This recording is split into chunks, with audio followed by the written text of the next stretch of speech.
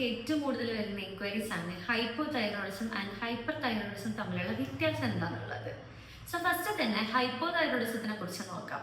എപ്പോഴും ഉണ്ടാകുന്ന ക്ഷീണം, അമിതമായിട്ടുള്ള ഉറക്ക്, ഭക്ഷണം അധികം കഴിക്കാതെ തന്നെ ശരീരം തടിച്ചു വരിക, നല്ല ചൂടുള്ള സമയത്തും ശരീരം നല്ല രീതിയിൽ തന്നെ തണുപ്പ് അനുഭവപ്പെടുക, മുടി കൊഴിച്ചില്, ഡ്രൈ സ്കിന്ന്, അമിതമായിട്ട് ഹൃദയമിടിപ്പ് ഉണ്ടാവുക, കണ്ണിന് ചുറ്റിലും മുഖത്തും നീരുണ്ടാവുക, മസിൽസ് വീക്കായി മാറുക, കണ്ടിന്യൂസ് ആയിട്ടുള്ള കോൺസ്റ്റിപ്പേഷൻ അല്ലെങ്കിൽ മലബന്ധം ഉണ്ടാവുക, സ്ത്രീകളിൽ പ്രത്യേകിച്ച് നമ്പർ ഓഫ് ഡേയ്സ് കൂടിക്കൊണ്ട് അല്ലെങ്കിൽ ഫ്ലോ കൂടുതലായി കൊണ്ടുള്ള പീരിയഡ്സ് ഉണ്ടാവുക എന്നിവയെല്ലാമാണ് ഹൈപ്പോ തൈറോയിഡിസത്തിന്റെ പ്രത്യേകതകൾ.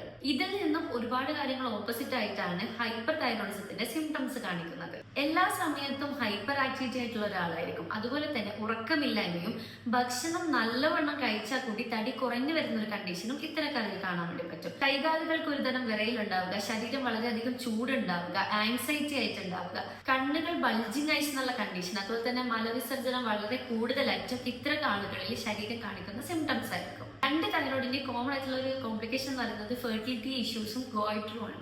ഈ പറഞ്ഞവയിൽ മൂന്നോ അതിൽ കൂടുതലോ സൈൻസോ സിംറ്റംസോ നിങ്ങളുടെ ശരീരം കാണിക്കുകയാണെങ്കിൽ തീർച്ചയായും TSH എക്സാമിനേഷൻ ചെയ്തുകൊണ്ട് ഡോക്ടർ കൺസൾട്ടേഷൻ എടുക്കേണ്ടതാണ്. തൈറോയിഡുമായി ബന്ധപ്പെട്ട കൂടുതൽ വിവരങ്ങൾക്കായി ജസ്റ്റ് ഒന്ന് കമന്റ് ചെയ്യുക. Thank you for watching my video. Stay tune for more healthy videos.